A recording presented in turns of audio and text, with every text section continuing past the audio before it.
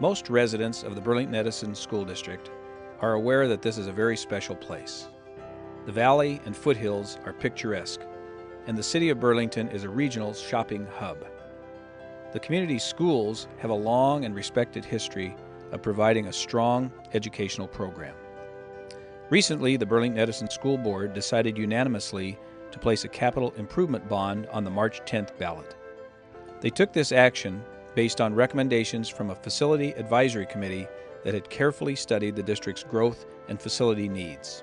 The Facilities Committee did a very good job of doing that. They studied the issues, and there's a lot of needs out there for the school district facilities.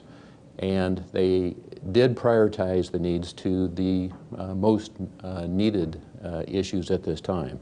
It leaves several more needs still unmet that will have to be addressed in the future, but they worked very hard to address the issues of capacity and safety. During the 1980s, I served 8 years on the Burlington School Board, and since then, I've almost served on all the facilities committees since. You know, I've been in the real estate business for 40 years, and the Burlington School District has been one that people have moved here to come to put their kids in our schools. The largest piece of this bond is to add 19 new classrooms at Burlington-Edison High School.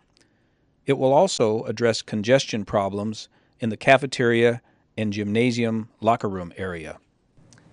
The Facilities Study Committee took the charge from the school board and looked at all the needs of the school district. We looked at the highest priorities and tried to see what the needs were that were the most immediate. One of the first things that came out was the needs at the high school, and there's a huge classroom shortage at the high school. The high school class counts are going up.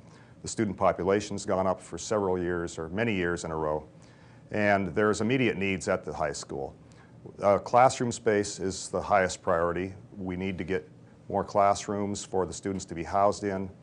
The other things, the athletic facilities, the school gymnasium needs upgrading, the locker room facilities, as well as the fine arts department. Fortunately, my parents and the community back in the 60s saw the needs and were willing to support the school district and build new school buildings as they were needed. My children were also fortunate enough to both attend school here in Burlington-Edison, and again in the 90s the community saw and rose to the needs of the school district and were able to pass bonds that made new schools a reality. Bayview School came online in the early 90s, and my children were both fortunate enough to attend there, and then also at Burlington-Edison High School, which had also received new construction back in the late 90s. The athletic programs at Burlington-Edison High School over the years have been very successful, and especially recently with the addition of more girls teams, we have more participants in our athletic programs than we've ever had in the history of our school. And what that brings with it is a lot of great things for kids, but it also brings more strain on the facilities.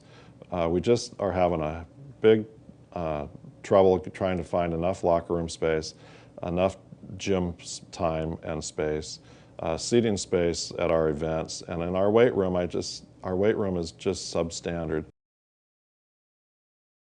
A second major component of the bond is to expand and upgrade Westview Elementary School.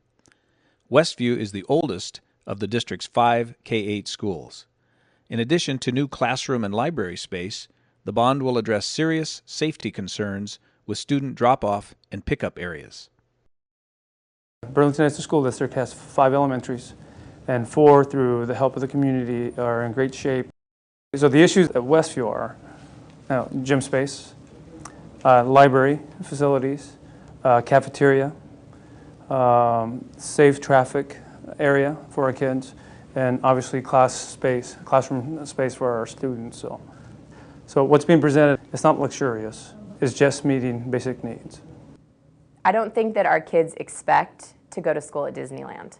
They know that it's not necessarily gonna, have all these bells and whistles, but they should have a gym that meets adequate boundary lines. They should have a stage where they can perform a play that doesn't double time as a locker room.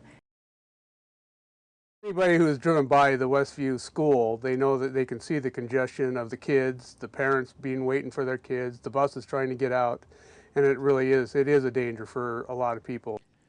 The third piece of this bond will be used to purchase property that will be needed as the district continues to grow.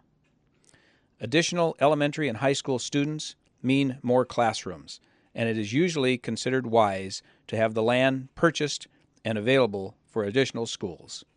As you have seen, the school board has placed a capital improvement bond on the March 10th ballot. Since Skagit County conducts all of its elections entirely by mail, each voter should receive their ballot in mid-February. The total being voted on locally is $39.5 million, and if it passes, the district will qualify for an additional $7.5 million of state matching funds. This means that the district will be able to complete $47 million worth of projects. In summary, the Burlington-Edison School District has placed a bond on the March 10th ballot for new classrooms and updating at Burlington-Edison High School, for additions and improvements at Westview Elementary School, and to purchase property for future growth. By law, the board is charged with overseeing the education of the community's youth, and they unanimously believe passage of the bond is needed. You know, the one thing that we sometimes tend to forget is that when we put a new bond on, is that the bonds are retiring that we've put on in the past.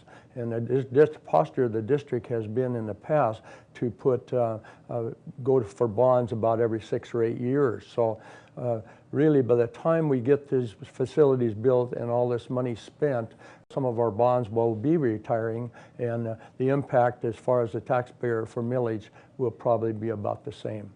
I've been in the construction industry for 30-some years, and I've watched construction costs go up and down. We're just bouncing off an all-time high construction cost, and as we go into this downturn that we're going into right now, you're going to see, and already are seeing, construction costs go down considerably. The timing couldn't be better for this bond. We should be aligning ourselves just right to hit what I think may be the bottom or the low in construction costs when this thing hits. Therefore, we're maximizing our dollars to get the most for the taxpayers and the school district. We all need to look at ourselves now as we move up a generation or two, that, you know, look at what our forefathers, our grandparents and our parents were willing to do, and the members of the community, to make this school district what it's been over the years. It's not just about what goes on inside the classroom, that there is a package. And so it's hard to get done what you want to get done in a classroom when the facilities aren't adequate. I hope this information has helped increase your understanding of our upcoming bond issue. Please do not hesitate to contact me at the district office if you have any questions or concerns. Thank you.